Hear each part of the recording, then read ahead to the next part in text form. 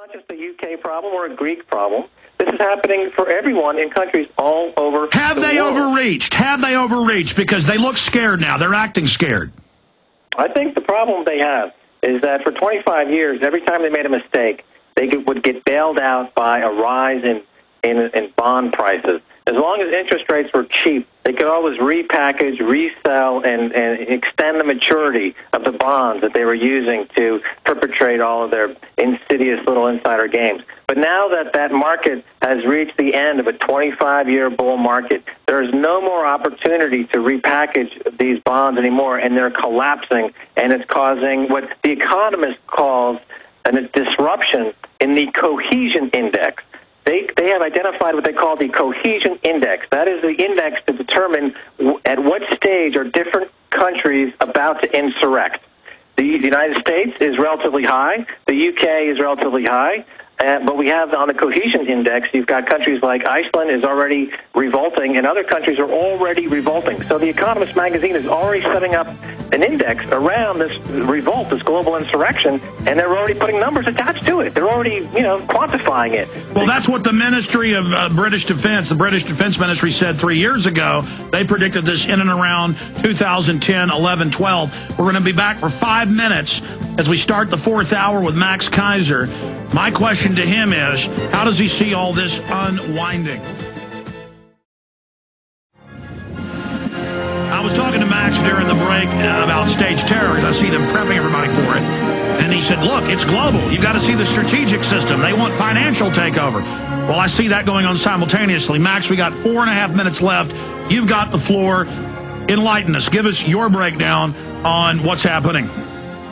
Okay, Alex, as we were just saying, okay, we know what the game is. It's no big secret anymore. There's a group of bankers who are seeking to reinstate feudalism.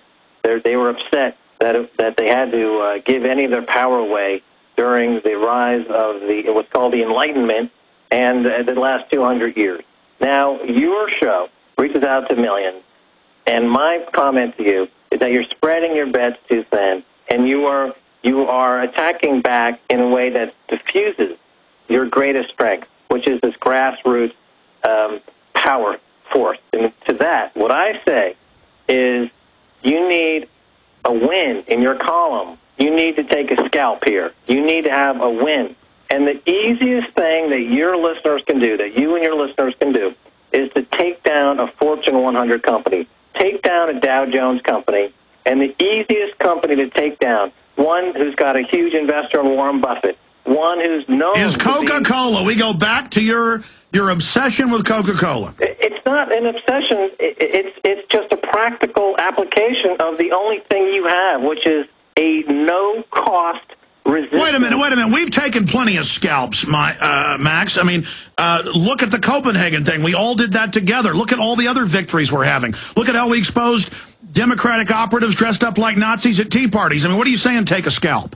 Well, I'm saying that the measure of wealth and income in America is getting wider and wider. The poorer are getting poorer, and the rich are getting richer. That's how I determine if the scalps are being taken and who's winning. And my suggestion is to marshal your forces and boycott Coca-Cola until that stock price goes to zero. You wipe out Coke. You punch Warren Buffett in the nose because he's one of the biggest shareholders of Coke. You demonstrate that you've got the power to take on a Fortune 100 company, and now suddenly you're in the driver's seat. You have to look at what's dear to these people. It's their stock price.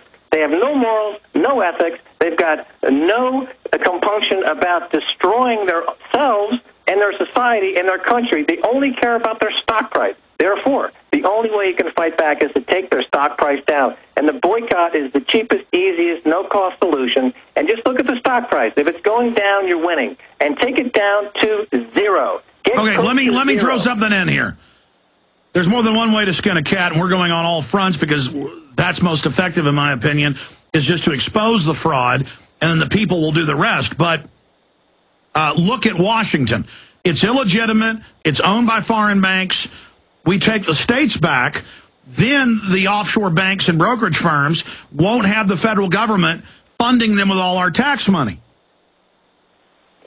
Yeah, but that's great if you run a multi-billion-dollar hedge fund and you have a seat at the table and you can have a big swinging, I don't want to say the word, but you don't. All you have are a lot of people who are angry, who have not the same amount of money, and who are being victimized by these consumer product predatory lending psychopaths.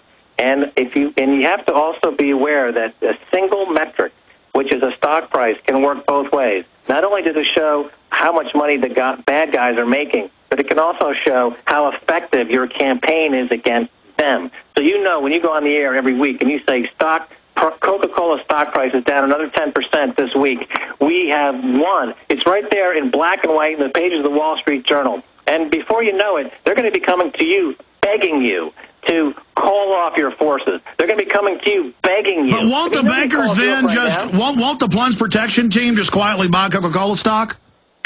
Anything that'll cost them money, and they hate to spend money. Because you're killing them where it hurts. They can buy the stock, they can increase the dividend, they can spend money on marketing, but they don't want to spend money. They want to take the money. They hate spending money. If they start spending money to buy back their own stock, you're winning. All right, look, we're going to have you back up soon, and we'll spend 30 minutes of an hour on that. Max Keiser, maxkeiser.com. Thanks for spending time with us. All right, buddy.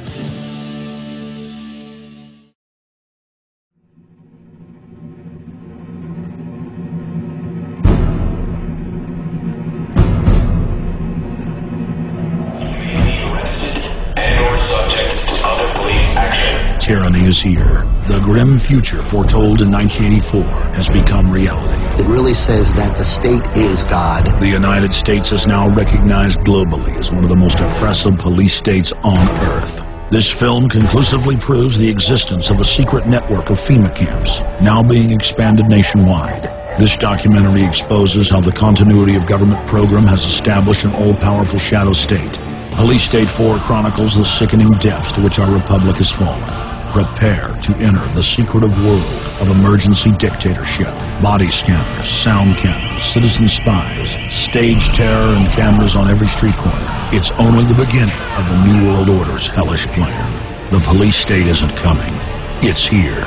Secure your copy today at Infowars.com or see it online in the highest quality at prisonplanet.tv.